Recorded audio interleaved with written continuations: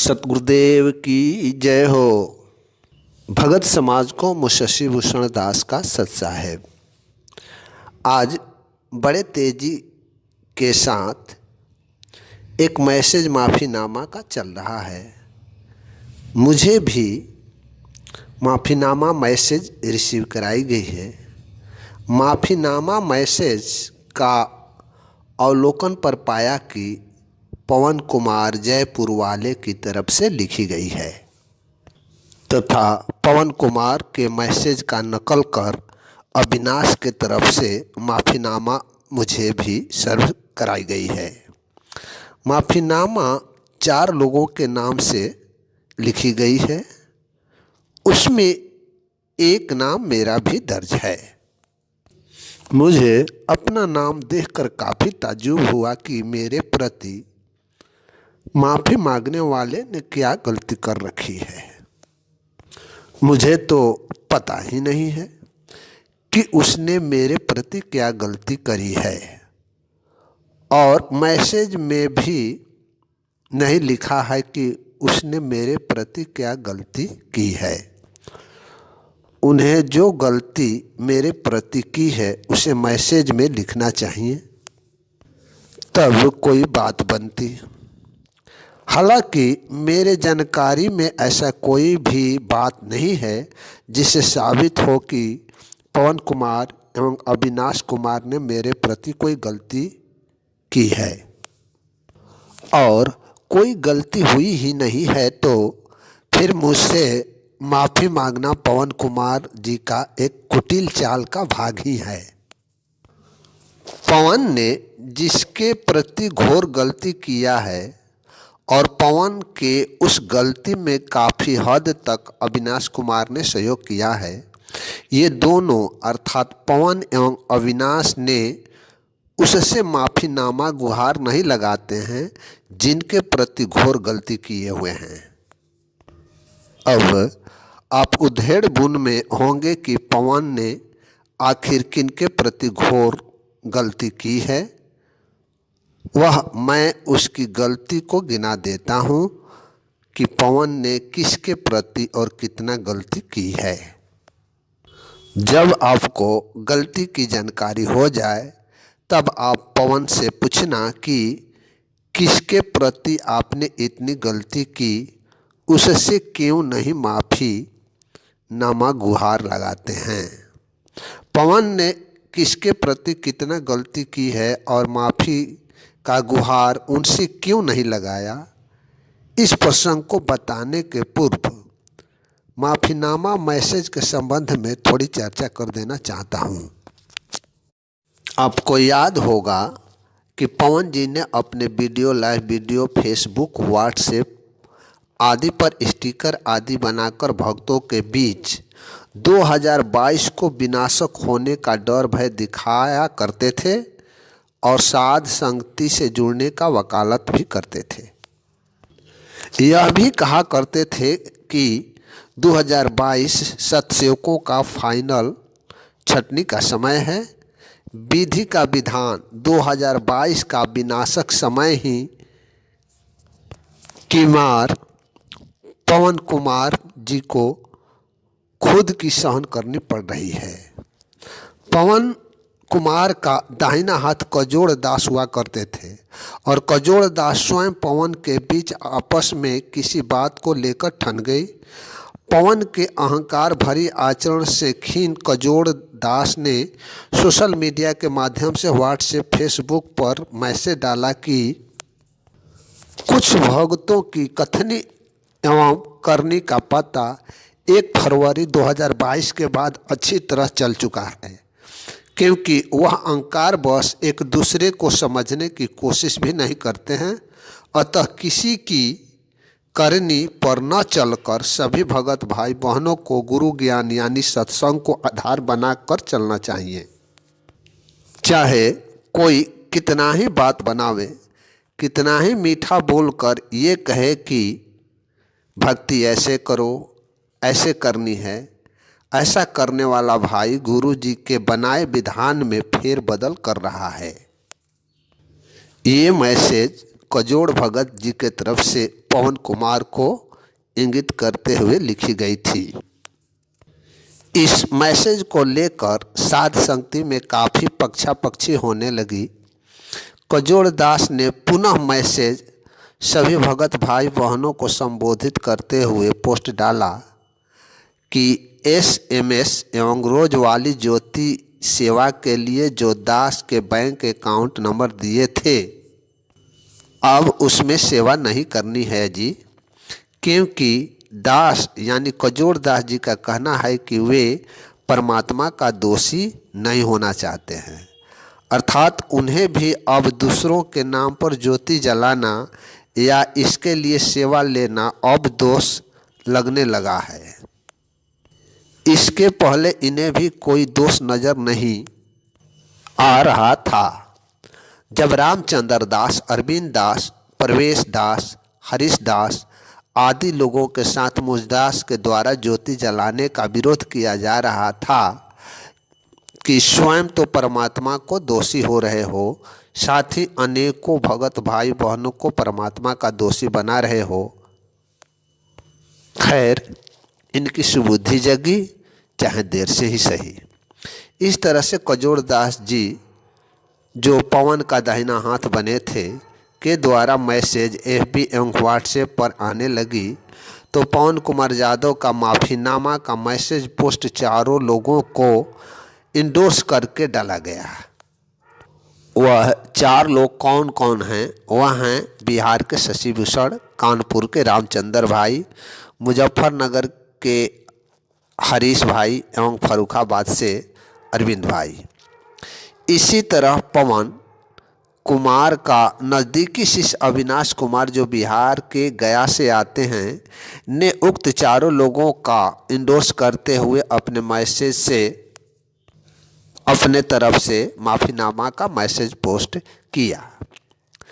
अलावा बहुत से पवन कुत्ता के कहावे में आकर अपने को कुतिया कहने वाले भगतजियों का भी माफ़ीनामा समान रूप से पोस्ट आने लगे हैं।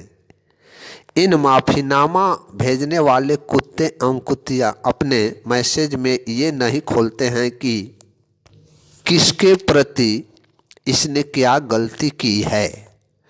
कुत्ते एवं कुतिया मुझे इसलिए कहना पड़ता है कि ये सब स्वयं अपने को कुत्ते कुतिया का नामकरण अपने मैसेज में किया है।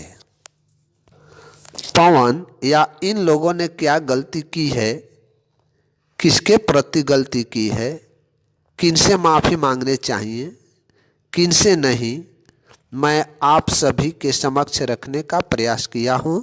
वह है गलती नंबर 1। पवन कुमार ने गुरु जी के वाणियों के विपरीत ज्ञान देकर गलती की है। गुरु जी का वाणी है कि जो कोई ज्ञान रूपी हाथी की सवारी करने लग जाता है तो 1000 कुत्ते भी मिलकर उसका कुछ बिगाड़ नहीं सकते। ठीक इसके विपरीत पवन कुमार ने ज्ञान में अपना अज्ञान भरा कि विपरीत परिस्थिति में हाथी की सवारी करने वाले को भी कुत्ता काट लेता है।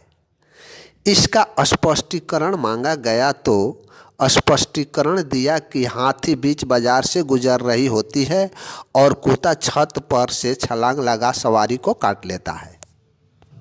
ऐसा अज्ञान देकर परमात्मा अर्थात संत रामपाल जी महाराज के प्रति घोर गलती की है।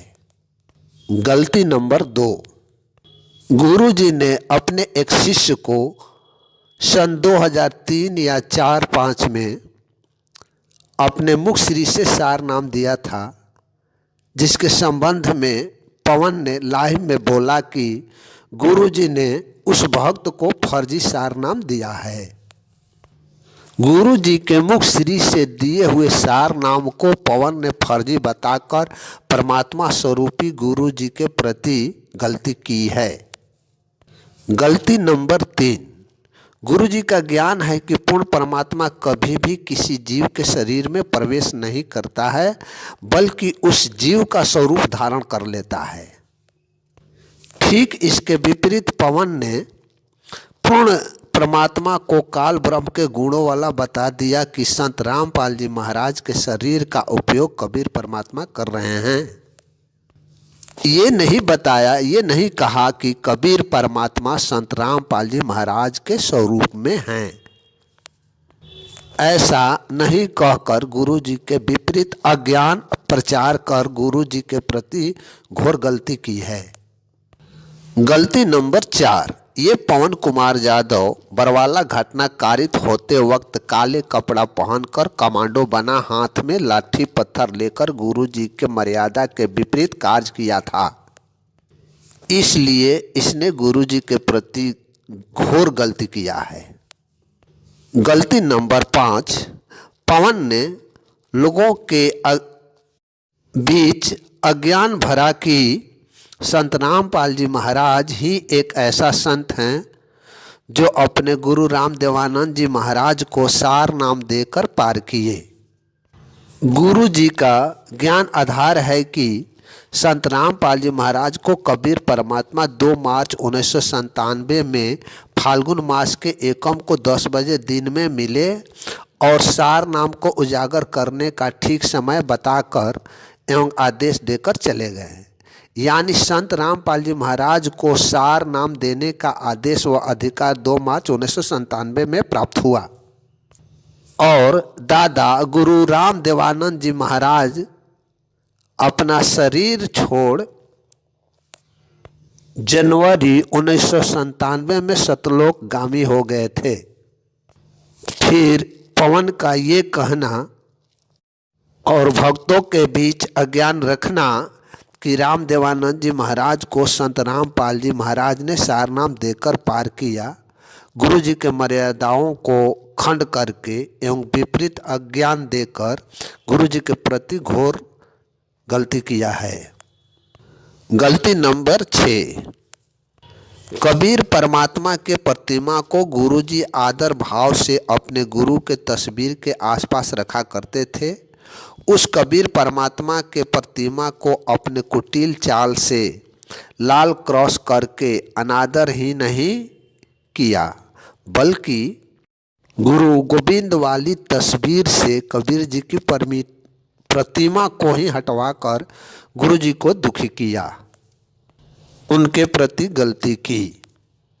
गलती नंबर 7, परमात्मा रूपी गुरु जी के मर्यादा के विपरीत अन्य भक्तों से रुपए पैसे लेकर भक्तों के नाम से ज्योति यज्ञ करवाकर गुरु जी के प्रति गलती की है।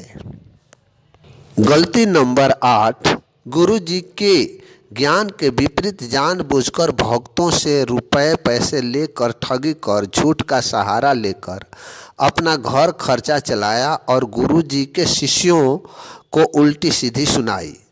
गुरु जी का ज्ञान है कि जो मांगे सो भड़वा जान। इस वाणी के विपरीत चल गुरु जी के प्रति घोर गलती की है। इस तरह पवन कुमार यादव ने अनेकों गलतियां गुरु जी के ज्ञान के विपरीत की है। फिर इन्हें अपने अज्ञान का एहसास हो रहा है तो पवन कुमार यादव जी को संत रामपाल जी महाराज से जेल में जाकर नाक रगड़कर माफ़ी मांगने चाहिए। मगर ये क्या, आप गलती एहसास होने के बाद भी तुक्ष जीव रामचंद्र दास, शशि भूषण दास, अरविंद दास एवं हरीश दास से माफ़ी मांगकर अपने गुरुदेव के प्रति पुनः गलतियां दोहरा रहे होते हैं।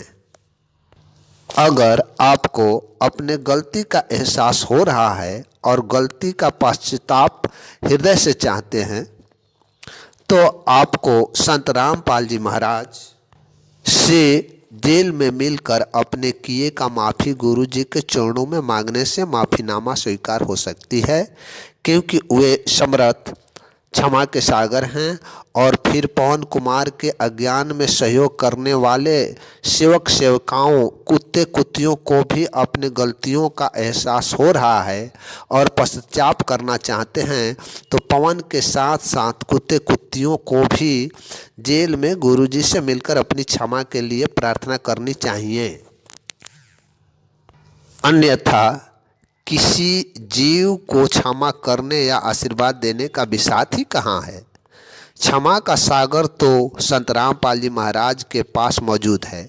यदि आप पवन एवं आपके पीछे लगी कुत्ते कुत्तियों को यह कठिनाई महसूस हो कि संत रामपाल जी महाराज के सम्मुख जाना उनके लिए मुश्किल है, तो संत रामपाल जी महाराज के सारे शिष्यों को एक स्थान पर, जहां आप लोगों को उचित लगे, भौतिक रूप से एकत्र कर सभी शिष्यों के समक्ष गुरु के प्रति किए गए गलती को बताते हुए उस परमात्मा स्वरूपी सतगुरु रामपाल जी महाराज से क्षमा मांगे, तो दया के सागर हमारे गुरु क्षमा का दान करेंगे।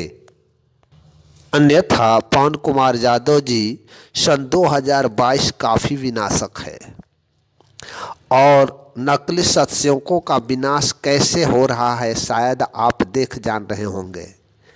इस स्थिति में आप सभी को समरस से क्षमा याचना करना उचित होगा, मगर मुझे आप सभी के संबंध में पूर्णतः परमात्मा ने ज्ञान दे रखा है कि आप लोगों में कभी भी साधुता नहीं आएगी, क्योंकि काल ब्रह्म ने आप लोगों से प्रेरणा पंथ एवं स्वप्न पंथ चलवा रखा है और प्रेरणा पंथ एवं स्वप्न पंथ का मुखिया के रूप में काल ब्रह्म ने पवन कुमार यादव को नियुक्त कर रखा है। प्रेरणा एवं स्वप्न पंथ के संचालन में कभी कोई कठिनाई होने लगती है तो इस पंथ के मुखिया पवन कुमार यादव भक्तों के बीच कभी माफ़ीनामा तो कभी हत्यानामा का संदेश अपने कुटिल मन से नए कुटिल चाल हेतु डालते एवं पोस्ट करते रहते हैं। जैसे मेरठ से भागते वक्त हत्यानामा भक्तों के बीच डाला था। अतः आप सभी भगत समाज से मेरा कथन है कि ये काल ब्रह्म का उपासक अपने कुटिल चाल से कुटिल जाल बिछाता है और जिसने भी इसके कुटिल जाल में फंसा उसका हालत वही हुआ जो आज कजोड़ कुमावत की हुई है। आज के इस कमाल से स्वयं को बचे एवं अपने भाई बहनों को बचे रहने के लिए सतर्क करें, क्योंकि 2022 विनाशक है और इसका असर एक जीव के द्वारा चलाए जा रहे साध संगति से जुड़े लोगों का विनाश होते देखा जा रहा है। और यह विनाश केवल और केवल संत रामपाल जी महाराज से अपनी गलती के लिए क्षमा या सार्वजनिक रूप से भौतिक रूप से एकत्र होकर क्षमा का गुहार लगाएं, तभी क्षमा के सागर संत रामपाल जी महाराज क्षमा करने की दया करेंगे। विशेष आपकी मर्जी, जैसा करें, अन्यथा नकली मन से माफ़ीनामा से कुछ हासिल नहीं होगा।